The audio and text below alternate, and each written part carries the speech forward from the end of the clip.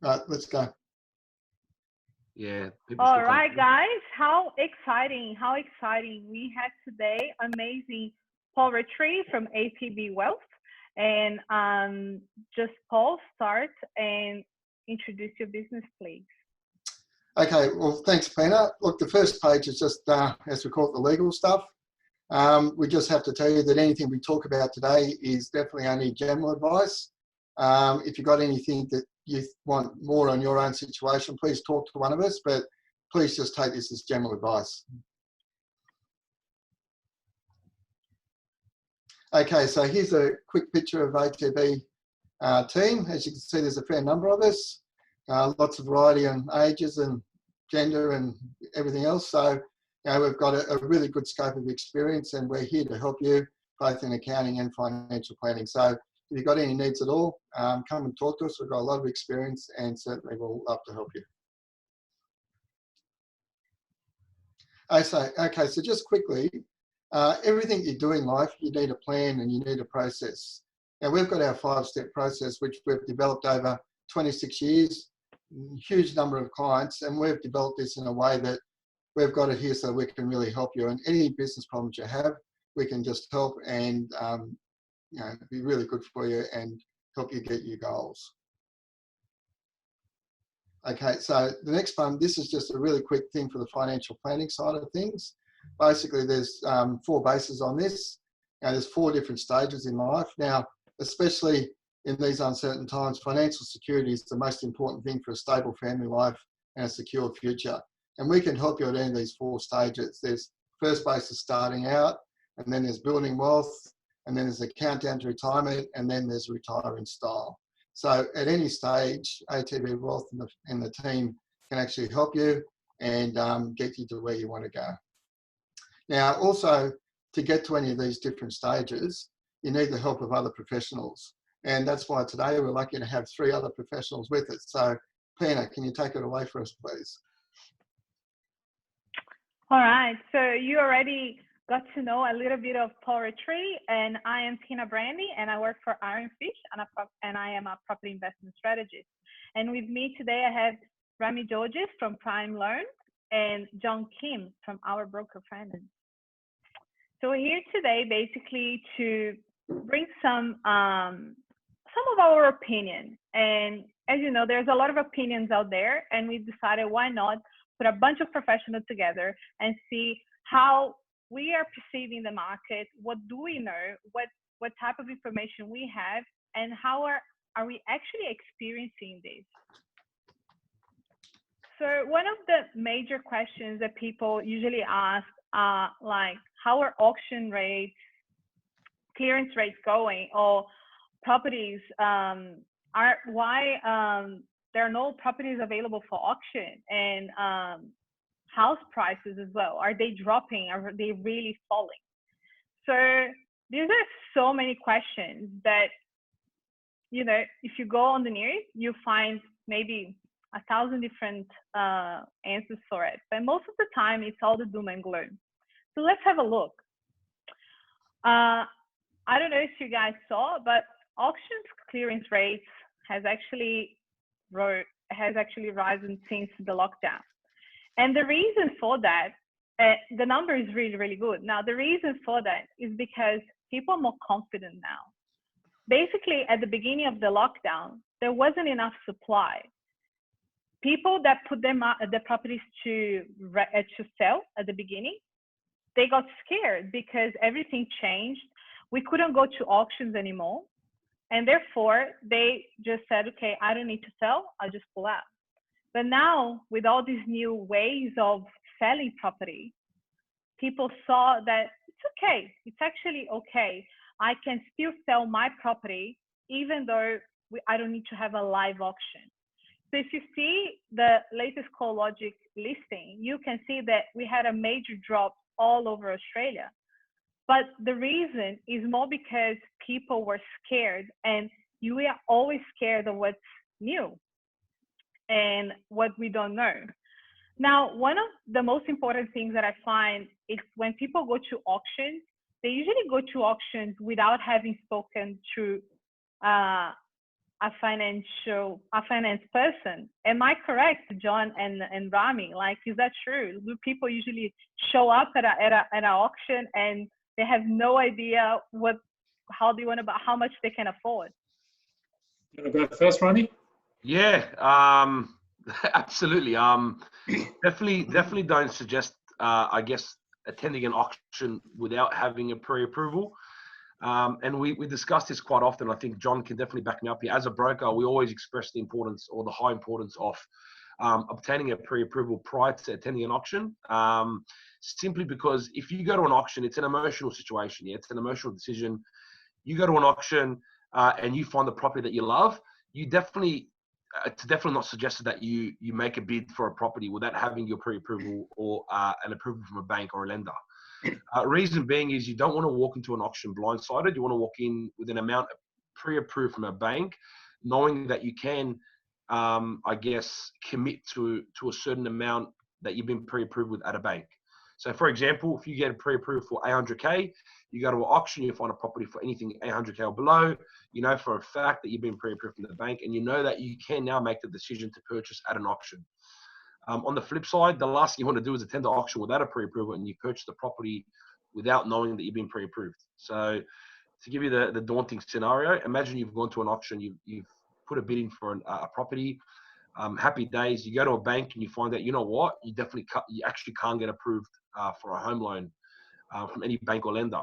What now happens is that deposit you've now contributed, there's the risk that the potential you cannot get that back, or there might be a callback or something like that. So absolutely, Pina, definitely would suggest. I see. But I guess one other hot topic is that, you know, I know from experience that in the past it was so easy to get a pre-approval, and it doesn't look like it at the moment. And more important than that, like apparently banks are taking longer than ever before. How are you experiencing that, John? Yes, so at the moment, the turnaround times with banks are varying very widely. So we've got banks at the moment that are ranging from about 2 to 3 days turnaround time to ANZ and Westpac at the moment, they're ranging from about 4 to 6 weeks turnaround time. So you don't want to be applying to a bank when you've got an auction due in 1 or 2 weeks' time, and you're applying to a bank that's going to turn around in 4 to 6 weeks' time. You want to go to the right bank that's going to give you the right approval, the amount you need on time so that you're ready for pre-approval. Now, that being said, to give you an example, I had a client who went to an auction just based on the bank saying, no worries, you're good to go. Didn't get a pre-approval though, bought it. Unfortunately, auction doesn't have a cooling off period, as you guys know. So he was in a lot of trouble. Fortunately, we were able to get him a loan after looking through about 10 different lenders. But it's crucial to have your pre-approval in place with the right bank before you go to an auction. Hey, guys, quick question. Has the virus situation made it worse with the banks with the pre-approvals and the time taken? Has the what, sorry? Has this whole virus situation made it worse with the times and delays and the amount of the valuations and everything? Yeah, so a lot of the bank staff are now working from home, and before COVID, a lot of work has been offshored by certain banks to India and China, and a lot of them are on lockdown. So the communication within the bank is quite slow as well, which is delaying everything. So hence the turnaround time of certain banks, as I said before. Yeah. So on the back of what John said, absolutely. COVID has definitely extended wait times. Like John mentioned, there's a lot of the big banks offshore their teams over to India, overseas, to the Philippines, to a bunch of countries, and they've closed, like he's mentioned. But not only that, there's a lot of policy changes as well. I know for a fact, casual employment, you need to be there for a certain period of time. They'll ask you questions like, is the industry high risk? Some banks even have like a COVID-19 responsible lending form that we need to complete and answer honestly yes or no questions, and then stating whether or not they have been impacted due to work and how it's going to impact in the foreseeable future. And if there is impact, then banks are re-looking at clients' pre-approvals. Some banks are even withdrawing some people's pre-approvals based on their employment. So definitely has impacted that situation in the finance game. Now, on that note, I was having a conversation early this morning with another finance broker, and he made a comment that I wasn't aware of it, and that's the fact that there is a big difference within going the big four banks and by using second lenders. And one thing that he highlighted is that if you go with the major banks, it doesn't matter if you already put an application in. If they change the ruling, they can actually rule out just because they changed the way they're going to assess that. But if you go to a second tier lender, they usually have a time frame, and if you already put it in, then you don't get affected. Is that something that you guys have experienced? John? I think that broker might be talking about full assessment and partial or pre-assessment. Absolutely. So the certain lenders do a full assessment upfront, which means they look through all the documents and provide you with the full assessment, and you don't have to worry about being reassessed after you actually purchase the property. And there are certain lenders that would only do a very brief automatic check and issue you a pre-approval letter, which is a piece of paper that doesn't really mean much. So I think that's what's probably that broker's talking about, and it is happening a lot more in the industry. That's why, but the fact remains that actually, even with the pre-approval, the banks do have the right to withdraw the pre-approval. It's not a guarantee that they're going to give you the loan. So it's important that you talk to someone who knows what they're talking about, that will be able to give you a proper assessment and advice on your borrowing capacity and whether you meet the bank's policy. Yeah, exactly right. On the back of what John said, exactly right. It's basically, is it computer generated or is it manually assessed? Like he said, a computer generated is, I've said, X person or whatever makes this much money, works this much, yada yada yada. We submit it through X, and the system picks it up. It all looks really good, yeah. But upon manually assessing it, a bunch of other stuff comes up, and that's something that can definitely ruin the deal. And also, like John said, absolutely, they can pull your pre-approval out whenever they want. It's not a formal approval. Nothing's been given yet. Just the pre-approval to say, hey, you've been pre-approved for this amount, go for it. So I think tier 1 or tier 2 or tier 3, it's the same across all tiers. I think whether it's a big bank or not, it's the same. That they can pull out whenever they want, really. Cool. Another thing that we wanted to address is like how we are seeing more and more like banks, big banks as Commonwealth as well, predicting 20 to 30% property price drop. And the latest CoreLogic numbers, at least the April one, show that actually we had a small increase, but we had an increase. But overall, the latest numbers that we did have a little drop, and that was like 0.2%. So it's up 2%. So I wanted to put into perspective. So let's say you own a 500,000 property. Basically, what your property dropped was by 1,000. So it's not really, we haven't experienced it yet, this big drop. And from a property point of view, I still believe and confident that we're not going to see what they're predicting, just because the property market in Australia is really, really strong, and it has very strong fundamentals. But yeah, I think I'll go from there. Then, yeah, so the next topic, I would say, there are a lot of people have a question. It's about, should I buy brand new, off the plan, secondhand? Where is a good deal? And what is better value? What are the tax advantages? Are there any stamp duty reasons why you should buy one or the other? And the bank attitude towards these at the moment. And I think that a lot of people forget the type of things that are falling under off the plan.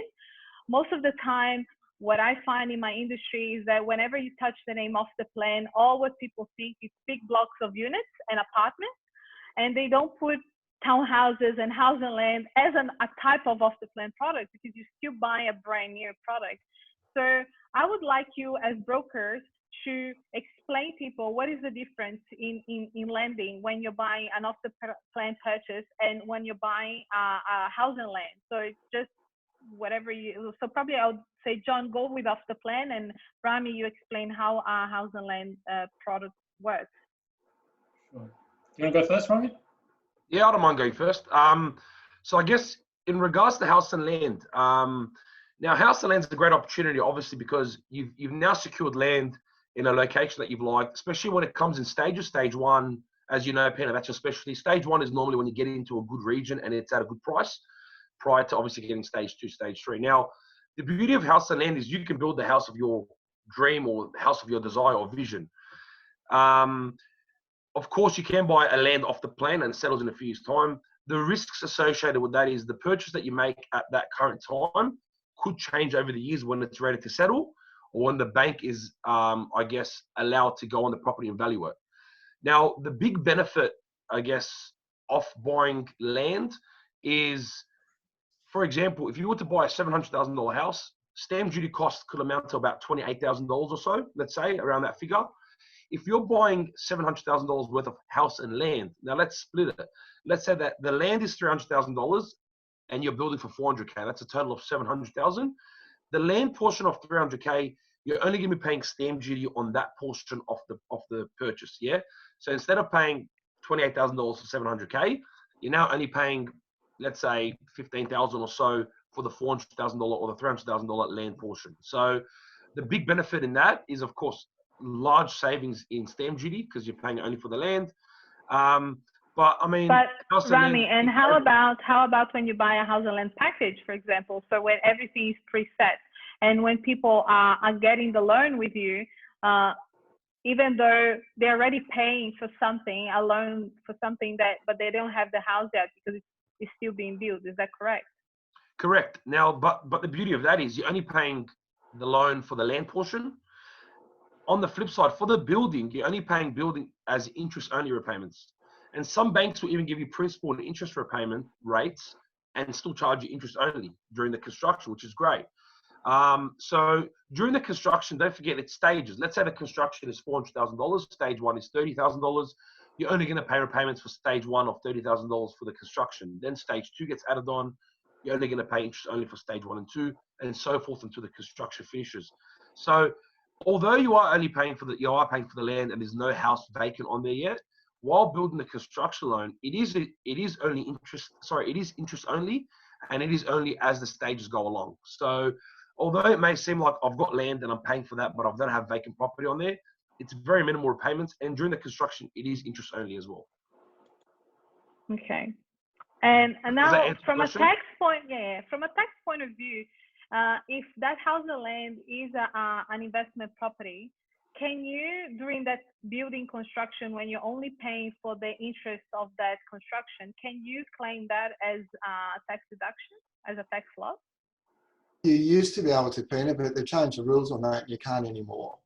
But one of the good advantages of buying brand new is that you can actually claim the depreciation, the capital works and the other depreciation on the house, whereas if you buy second-hand, you can't. They changed those rules a couple of years ago, unfortunately. So that makes certainly buying brand new a lot more advantageous for an investment property. But obviously, if it's a home to live in, then it makes no real difference. But yeah, it's interesting with COVID at the moment. It's a lot of people are saying things are good at the moment, but from an accountant's point of view, I'm worried about what happens at the end of September, because you got that triple hit of JobKeeper finishing, the loan deferrals being finished, and maybe rent reductions also coming to an end. So it'll be interesting to know what you think, Pina, as a property person, how much that's going to change the figures come the end of September. And obviously, it won't be flicked on like a light switch, but maybe October, November, we might start seeing a lot more buildings on the market, do you think? We'll get there. I just think like there is a lot of changes. We do, well, at least we know our government did make a little mistake, and we still have a buffer now. But I guess there are a lot of things that are going to happen in September, but most of the things, I don't see them as bad. People, we are walking to a new world, and people are still learning how to live and create, in this new world, and we're adapting. As I was mentioning about the auctions, at the beginning people were scared because they were not confident about online auctions, but now the online auctions are happening and they see they can get as good prices as they would if they were live auctions on site. So a lot of real estate agents at the moment are really using 3D to have their houses scanned, so people don't need to go and visit the house. They can actually see it properly in a different way. So a lot of things are changing. So at the same time that a lot of people are losing jobs, a lot of new jobs that did not exist before are being created. So we are in a transition time, and I don't believe that anyone can predict what it's actually September going to look like. But I'm confident that once we open the borders between states, especially, rents will change, short stay will change, a lot of things will change. And people in Australia are amazing. They really like to support their business, small businesses. And because we can't go overseas, we'll probably just spend our money here. And it might not be as bad as we think. Now, I just want to go back to John. And John, so what's the difference on buying off the plan from a loan point of view? When you get the loan straight away, like in house and land? Mm-hmm. Yeah, so Ramy made some really good points. One thing I did want to add to that is that the difference between, let's say, like a unit off the plan as opposed to land and house package is that land and house package, you can do the valuation upfront with the land contract and the fixed price contract, which eliminates one of the risk, which is the valuation risk. If you were to buy a unit off the plan that's completing in 2 to 3 years' time, you've got a few different issues there. Actually, there's a lot of difference. So the one difference is that your circumstances may change from right now at the time the building completes and you need to settle. So your financial position might have changed. Second is that the bank's borrowing capacity might have changed. And that can change drastically over 12 months to 24 months, 36 months. The third is the valuation risk, which, where, as Ramy mentioned, there's a lot of benefits with land and house packages, but one of them being that you can value it upfront, whereas units off the plan, you can value it only once it's completed. And if the valuation comes in shorter than what you bought it at, you need to come up with the difference. If you don't have the buffer money there, then you might be in a little bit of trouble. And how could you prepare for that shortfall? Well, there's a few things. Make sure that your borrowing capacity is sufficient, so that your borrowing capacity, if you needed, let's say, for example, when you're purchasing it, you needed 800,000 and you were able to borrow 900,000, you know that the borrowing capacity is there, even if the bank tightens their policies and the calculations, you do have that borrowing capacity, extra borrowing capacity. Secondly, you save like crazy during those 2 years. Make sure you save up as much as possible. If you're borrowing 90%, then you want to get under that 80% mark so that you save on LMI if possible. And yeah, just keep on top of things, keep in touch with the professionals who are helping you, like your mortgage broker, to make sure that you're on track. Okay, and Paul, from a financial planning point of view, could you buy, what is preferable for you when someone comes to you and wants to do a self-managed super fund and they want to put a property in there? What would be the best? Would you suggest them to buy a brand new property, or would you prefer them to do a second-hand property? Look, Pina, the problem with the self-managed super fund, it has to be cash flow positive. So sometimes a new house prices itself out of that market, because for most people, depending on the size of the loan, you only want to get a house probably maximum 450, 500,000, because beyond that, the liquidity is just not good enough to work in a self-managed super fund. So it's not so much whether it's new, it's actually the price is the big thing.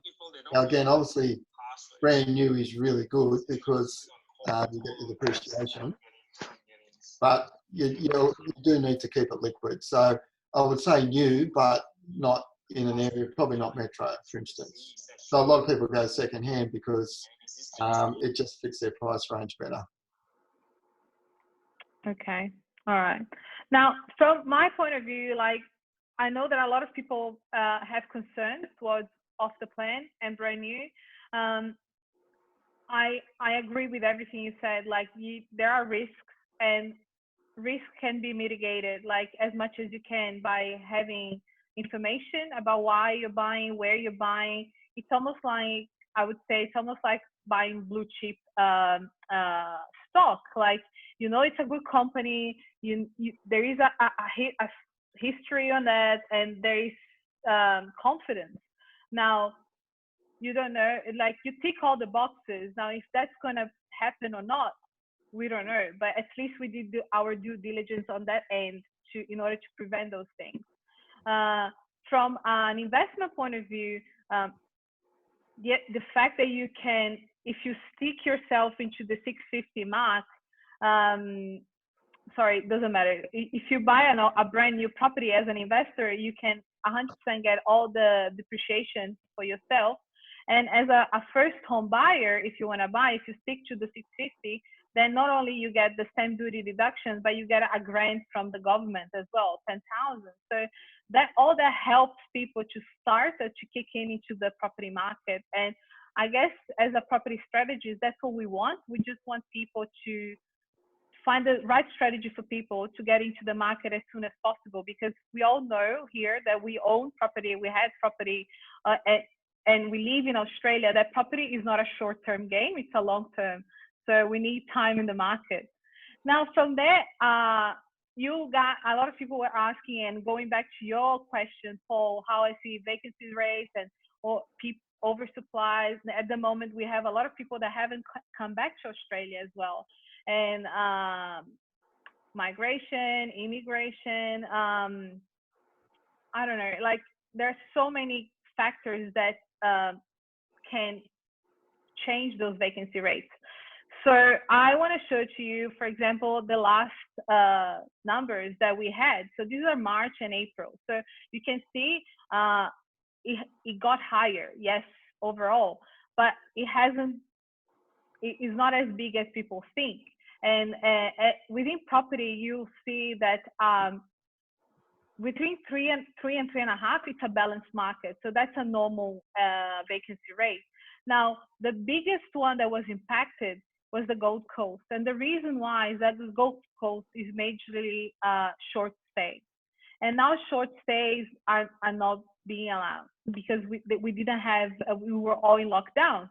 So what we experienced was that a lot of people in the Gold Coast, because we can't travel, they are trying to put their property in the market until September. So they're giving a little bit longer time, but they don't want to give it like the whole time, or maybe until November. But they know that once we reopen, these holidays, like this end of the year, will be big because people won't be able to travel anywhere, and the Gold Coast will be a big hit. So for the short stay, I would say they'll have to wait a little bit longer, and a lot of the properties that were short stay are now in the market as long-term properties just because they are vacant, but that's not going to last for long once we reopen the borders. That's what we believe. Another thing. Pina, can I ask you a quick question? What was your prediction for May on those figures? Oh, we thought it was going to be, we actually thought that April was going to be much worse because April were the first hit. Yeah. And we were not expecting those numbers. So I don't think we're going to have another, I don't believe we're going to see another 1% increase, especially because by now what happens, Paul, is that most people that were uncertain about their job situation, they're not anymore. Because a lot of the people that were sent home to work from home, they were still, they didn't know, like, am I going to go back to work? Am I going to be made redundant? So those factors were the one that made people sometimes move out and go back to live with their parents and take a move, a scared move. Now people are more secure or what the future is going to look like. And that confidence in the market will show. And then once they see that, people will go back and start renting again, especially now because they can get great deals at rent, because rents dropped and they can get great deals. So you see people that were sharing before because they couldn't afford to rent on their own, and now they might be getting an apartment just for themselves. So that's what I believe that we're gonna see over May and maybe June. Okay. Yeah, so I already spoke about that. Yeah, so regarding oversupply, a lot of people think that now because everybody left Australia, there's no more people in Australia, and all the properties are vacant, and all the prices are down. So it's just horrible. All these constructions, when we look around, they're going to be all empty buildings. So I had a look, and JAL actually did the research and on demand and supply to show how much new stock is coming on the market. And they came to the conclusion that the total completion this year will be almost 47% below what it was in 2019. And 63% below of 2018 peak construction level. And if you see the graph there, you see that, as you know, when you're building, when you ask for an approval, it's not overnight. So you ask for approval until the thing is constructed and built and delivered. There's a lot of time in gap between that. And all the things that are in red, it's basically it's under construction and will be delivered. Now the stuff in purple, we're not sure. So once Australia is reopened, we have a vaccine, or they come to a conclusion how to reopen Australia. And people are looking at the news around the world, and they see how we dealt with the problem here and what happened in their countries. I think Australia will be more than ever a place where people want to come and live. And whoever holds property at that time really laugh, because I don't think we're going to have a problem with oversupply. It will be a different problem.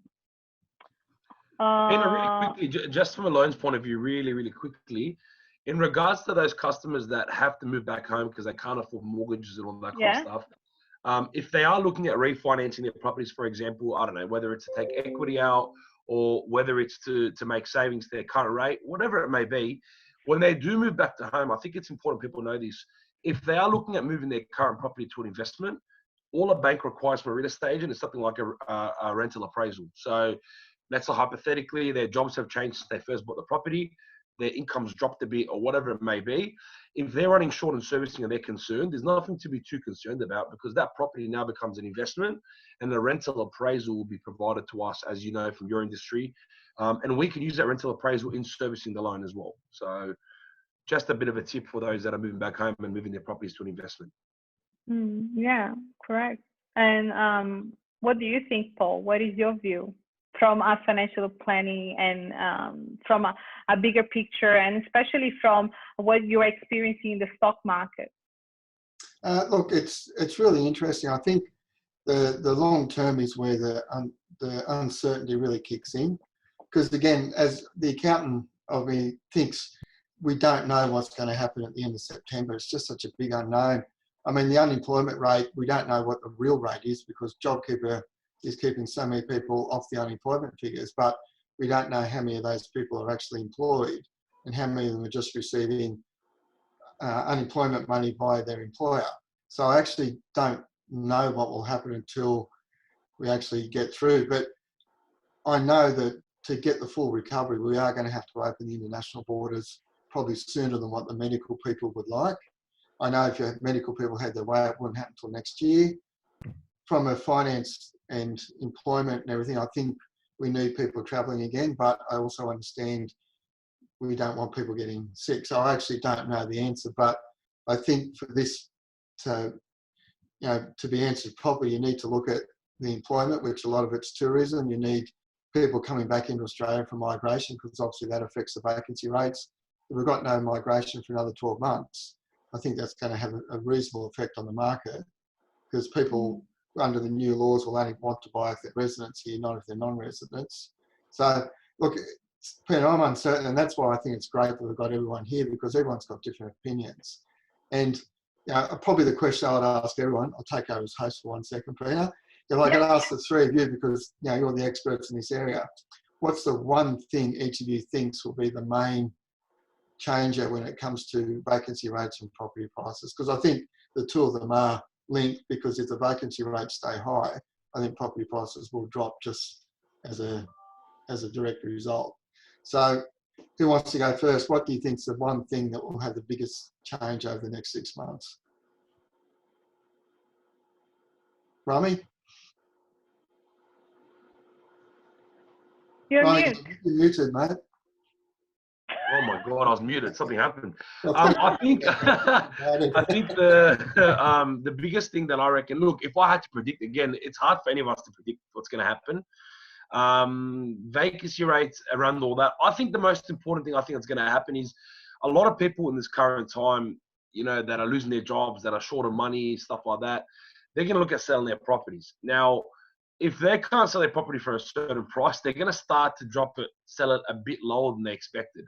So I think in the small near future, people that are having trouble with income and work and stuff like that maybe end up selling their properties a bit less than they would have loved to initially, because of course, if they need the money urgently and it's worth $750 and no one wants to buy for $750, they're going to start saying, all right, what about $730? What about $720? What about $710?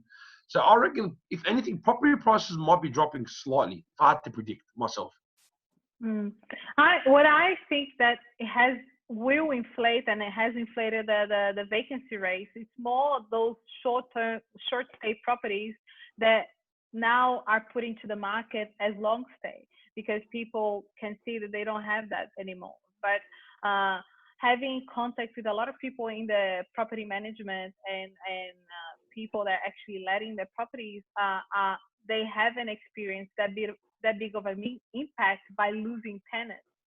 So I guess the numbers we're seeing at the moment, they just inflated because of all these new stock that wasn't supposed to be long-term rent, and now these people are putting this stock into long-term rent.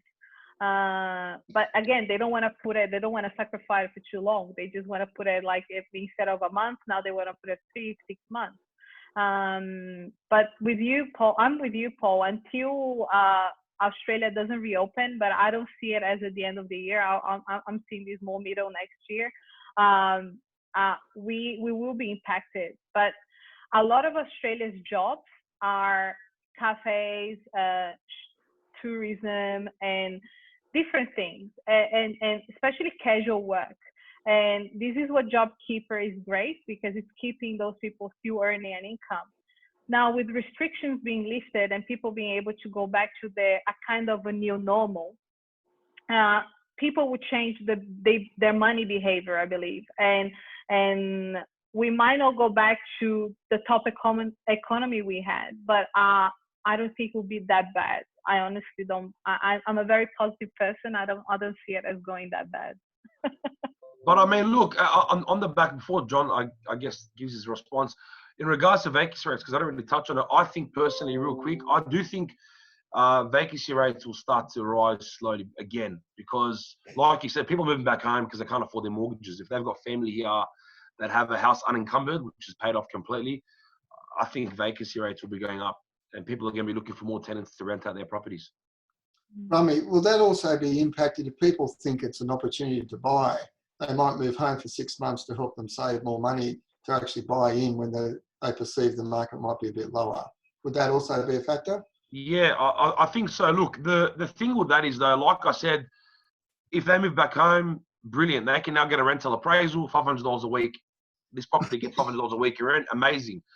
The flip side to that is, though, and as John Kim will definitely know this, a lot of the banks have a boarding minimum as a rental expense that gets included in your serviceability.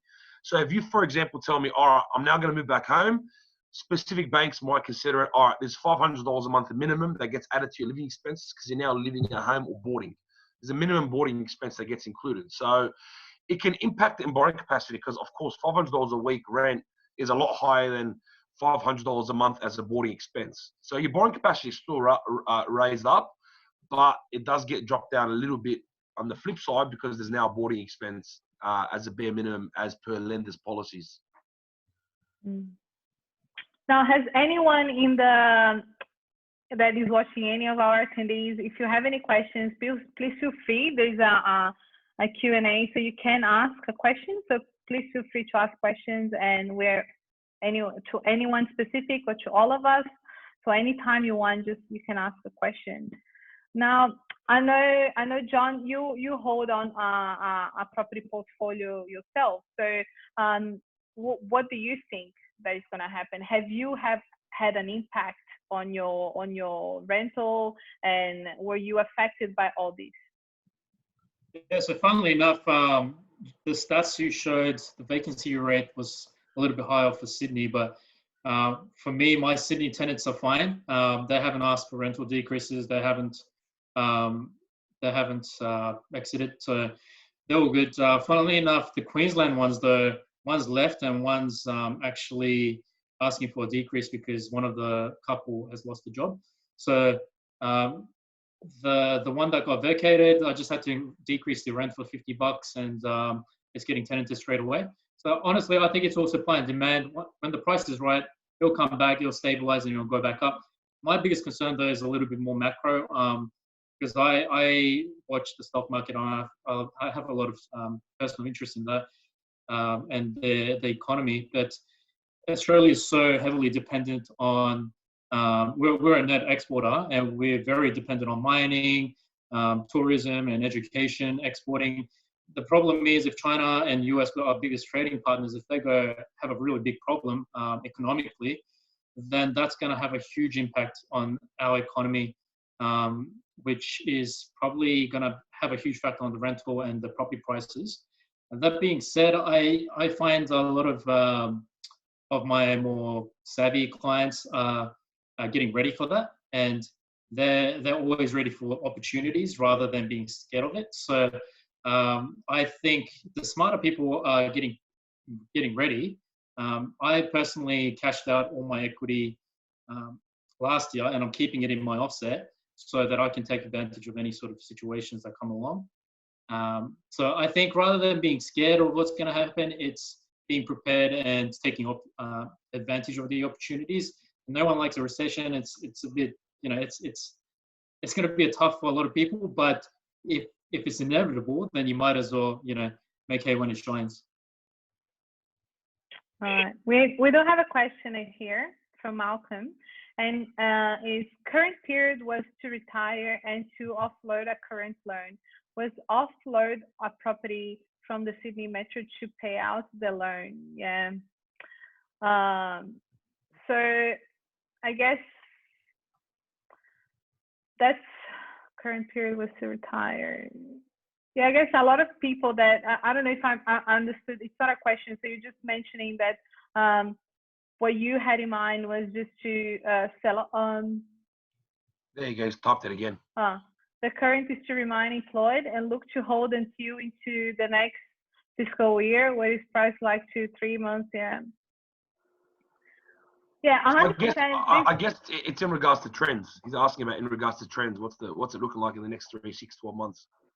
Again, Malcolm, if you've been in property for a long time, you know that it's almost impossible to time the market. And unless, like Ramy was saying, unless you need to sell because you're desperate and they're like you need the money, I don't see it as 3, 6, or 12 months you should be selling. That's not the point. So, and especially if your strategy was to use that property to pay out all your debt, so you really want to take advantage of it and sell it at the best time possible. And I don't see the next 12 months as the best time possible for you to sell. That being said, I think it's really important to talk. It depends where you are in terms of your cycle. If you're in an accumulation stage, then you want to hold on to it for as long as possible. You don't want to sell. But if you're sort of near retirement, or depending on where you are, I think it's really important to talk to someone like Paul to analyze your situation and make a plan rather than just trying to time 3, 6, 12 months, because I think none of us four would know when the best time to sell is in that kind of short term. But it's about making the right plans in place with someone like Paul to execute the plan accordingly. I think exactly right. I think it's very important to utilize the professionals around you. Very important. Because again, sitting with someone like Paul or a financial planner or even an accountant, it's very important to kind of map out what it's going to look like. Do I need to sell? Can I, you know what I mean? It is best to talk to someone like that because, and even from a loans point of view, if you spoke to someone like John or myself, we can advise you of ways around it. There's always strategies and ways around to avoid selling. Because the last resort you want to do is sell. That's the last option.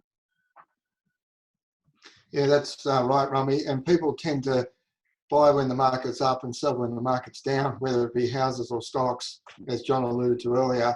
We tend to do it all around the wrong way. You should be buying when the market's down and selling when the market's up. So as you're talking about, you just have to have a plan. And as much as you can, you've got to stick to it.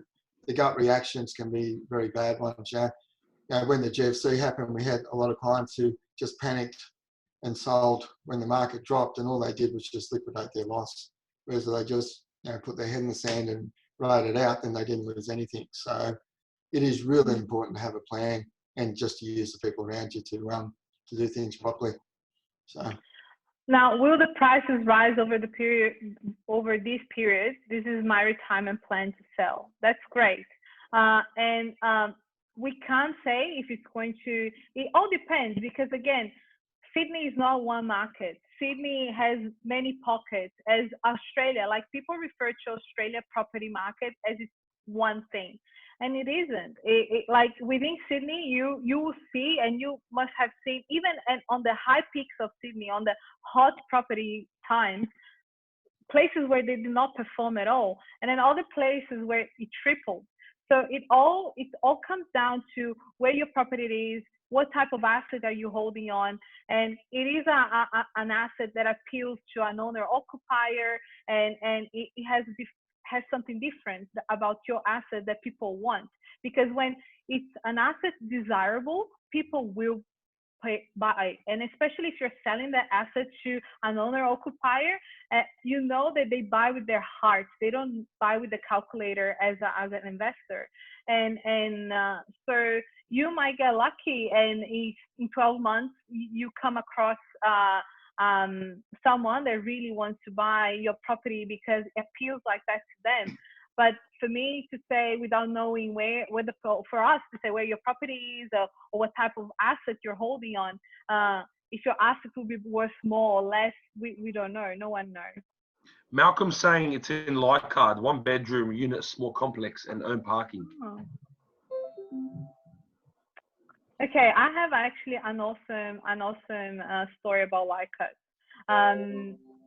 A friend of mine, almost at the same time I bought my property, she bought a house in Leichhardt, and Leichhardt, like she decided she wanted to buy this house because she was sick of paying rent, and she bought a property. It was around 2013, and I think within less than 2 years later, she could not sleep at night because every time she would go to bed, she would think that she owns the bank. And that debt could not let her sleep. Again, that was an amazing time in Sydney. That's where we experienced high prices. And within that 2 years, she experienced an increase in her property of almost 200,000. And she did great. She sold it, and now she's renting. She just can't get over that fact. Now, Leichhardt is a place where people want to live. Has that little suburb feel, like it's an Italian village, and there a lot of the stock in Leichhardt. It's about owner occupier. It's like new town, like they're like those houses that are just different, and people enjoy it. Will you find someone that will want to buy in Leichhardt 1 bedroom unit? You might find children that are leaving the parents' home, but they don't want to go outside too much and they want to stay there close. But we're still waiting. We still have to wait when you decide to sell if it is a good market for you to sell or not. What I would say, when time comes that you need to sell, because that's when you need the money, find a good real estate agent that has your best interest, that will be honest to you and tell you, look, maybe wait a little bit more. It's not a great time, or no, I have a good database that will cater best for your product. Because sometimes people that sell big houses are not the best to sell apartments because they don't know how to sell a unit or something like that. So find the right professional that knows your product, and they will be able to get the best out of your assets. That's what I would say to you. There's another question from Anthony. Ramy, can you see that? Yeah. Yeah. You want to go first, and then I'll plug into anything that I can add. Yeah, absolutely. Like I think I kind of mentioned this. I touched on this a little bit earlier. Anyway, policies have changed pre-COVID-19. Again, some banks or most banks have upped their HEMS, their minimum required living expenses, which has dropped the borrowing capacity in that space. And in regards to job security, as we mentioned before, if it's a high risk, banks have kind of questioned, how high risk is it? Is it going to impact the loan process? And even around casual employment. If you're a casually employed individual, I know for a fact in the situation where I had 3 clients that had spots vacant for the first home buyer scheme for pre-approvals. And 2 of those actually got withdrawn because they weren't doing casual employment anymore for the first home buyer scheme with that lender. So definitely has changed, definitely has been impacted. And banks taking different measures in regards to double checking and making sure that clients are being treated with responsible lending. I had, for example, Bank West, I know for a fact, all of my pre-approvals, Bank West required me to fill out a COVID-19 responsible lending form just to ensure that their employment is still valid and they have not been impacted. So yes, it has been impacted, or it has changed pre-COVID-19. Yeah, so industry, as Ramy pointed out, is one thing, and then your role within that industry as well. And then the second thing is bonuses and overtime has been impacted as well in terms of how banks are accepting it. So some banks aren't accepting at all, and some banks have reduced the amount that they're accepting from 80% of overtime and bonuses to, let's say, for example, 60%. So that's reducing some people's borrowing capacity. But for example, if you're in IT, your base salary has not changed, your company's fine, and you're just basing it off your base salary, then your borrowing capacity remains the same. Banks are just taking longer, and they're crossing all their T's and dotting all their I's, and just they're being a little bit more careful. That's about it. Now, guys, for those that are watching, the participants, I have launched a little questionnaire, a little poll. So if you could please answer that, would be really appreciated to all of us. Anyone has any more questions?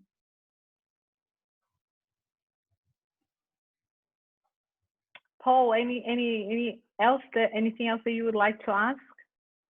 Well, one thing that was on one of the slides that we only touched on very slightly, I think one of the big changes has been the number of people working from home. And now that businesses are much more comfortable, like I know, for instance, our business, we've had to have most of our team working from home, and it's worked really well. Like everyone's worked properly and worked, it's been fairly seamless. So I have heard a lot of people saying, well, can I leave Sydney now? Can I move to the South Coast or the Mid-North Coast, or buy a property out west somewhere and still keep my job in a Sydney firm? Now, if that does happen with a lot of people, will that change the property market? Will Sydney Metro drop off a little bit because people don't have to live here to get a good job? Do you think that will be a factor, or do you think it won't be enough people to change anything?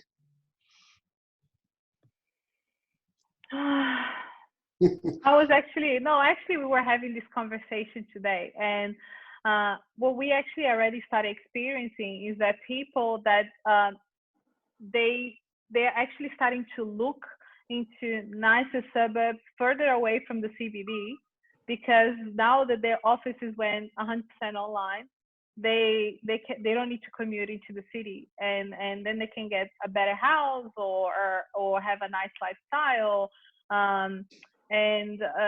But as a multicultural country, and once the borders reopen, I just think that just won't change much, because all these new people, usually from a migrant point of view, and I say this for myself, once we arrive in a new city, what we want to be is in the city, and we want to work in the city and live in the city. So maybe it would just be a shift. The Australians will do the shift, and then you get new people. I don't know. That's my point of view. What do you think, John? Yeah, I think, well, I mean, CBD's been hit the hardest at the moment with the rentals. So until there's more working holidays, there's more students coming in and more immigrants, it's probably going to be hit for a while. And with this whole work from home thing, everybody now knows that we can do it. So, and more companies are happy to reduce their rent by not having as many offices and not as many workstations operating.